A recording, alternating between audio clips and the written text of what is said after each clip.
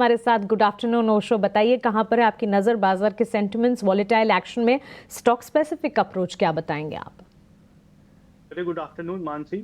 सी overall देखें तो market में जैसा बताया गया है कि मार्केट में अभी भी कन्विक्शन लैक कर रहा है। मार्केट अभी भी अपने 200 डे सिंपल मूविंग एवरेज के पास ही सस्टेन कर रहा है अभी आज के दिन पे। एंड अभी 3 दिन कंटिन्यूअस वीकेंड भी है तो उसका भी एक प्रभाव देखने को मिलेगा मार्केट में। बट ओवरऑल जितने भी टेक्निकल पैरामीटर्स हैं वो यहाँ पे अगर हम देखें तो वो ओवरसोल्ड जोन पे तो पहुंच ही गए हैं, बट यहाँ पे अब हमें पॉजिटिव डाइवर्जेंस भी देखने को मिल रहा है। तो ओवरऑल मेरा मानना है कि मार्केट में हो सकता है आने वाले 1-2 दिनों में थोड़ा कंसोलिडेशन के बाद ग्रेजुअल अपमूव या पुल बैक दिखता हुआ स्टार्ट हो जाए। तो उसी के अकॉर्डिंगली मेरे टेक्निकल अप्रोच भी हैं। 2 रिकमेंडेशन है मेरा, दोनों बाई का ही है। सबसे पहला जो बाई का रिकमेंडेशन है वो आईटी स्पेस में से है। परसिस्टेंट में अगर हम देखें तो अपने हायर हाइज हायर लोज को कंटिन्यूअसली फॉलो करते जा रहा है, अभी भी अपने हाइज के पास ही सस्टेन कर रहा है। तो परसिस्टेंट में पहला बाई का रिकमेंडेशन है।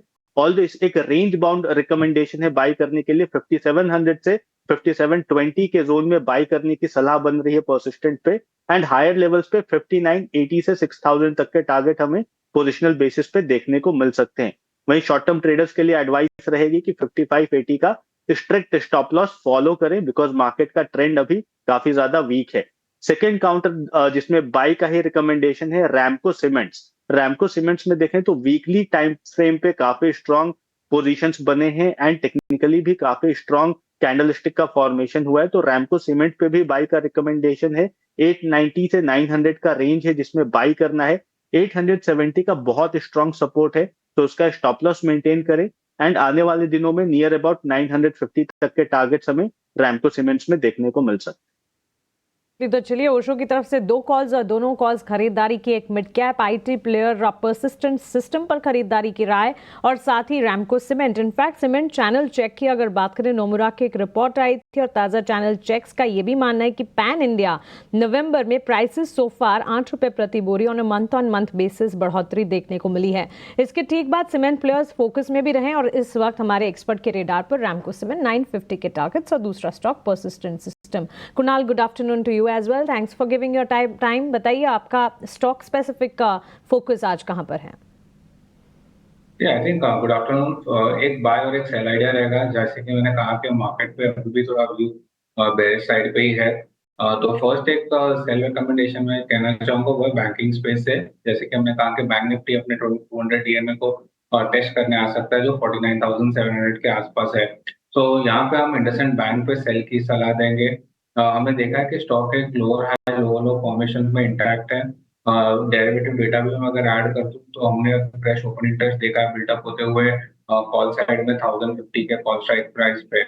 और 1000 का जो पुट स्ट्राइक प्राइस है वहां पे ओपन इंटरेस्ट है, बट इवेंचुअली वो भी टूट जाएगा डाउन साइड पे। सो मुझे लग रहा है कि 1000 के भी लेवल को ब्रीच कर देगा। 990 के टारगेट्स रहेंगे डाउन साइड में। आपको स्टॉप लॉस रखना है 1050 का अप साइड पे। दूसरा है वो आईटी स्पेस में से रहेगा। मुझे लगता है आईटी स्पेस काफी अच्छा करेंगे आगे जाके भी। और यहाँ से जहाँ पे पॉजिटिव स्ट्रक्चर बन रहा है वो है नौकरी में। नौकरी में आप देखोगे कि स्टॉक के कंसोलिडेशन के फेज में है, बट वीक मार्केट में कहीं ना कहीं एक स्ट्रेंथ विजिबल है स्टॉक में। तो यहाँ से अच्छा मूव नौकरी में आ सकता है। 7600 का आपको स्टॉप लॉस रखना है डाउन साइड पे। हायर एंड पे मैं 8000 से लेके 8200 के लेवल्स देख सकता हूँ। कि अब फोकस रेडार पर है हमारे दोनों ही एक्सपर्ट्स के।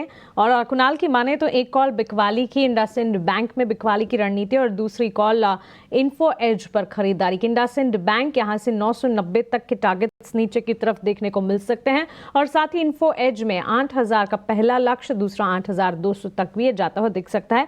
क्लियरली आईटी स्पेस जो है डिफेंसिव के तौर पर बाजार को सपोर्ट करने का काम कर रहे थे एक IT.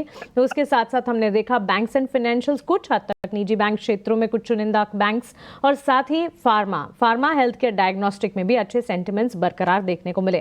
Pharma health care diagnostic की ही अगर बात करें, इप्का लैबोरेटरीज के नतीजे आते हुए देखिए ओशो, रेवेन्यू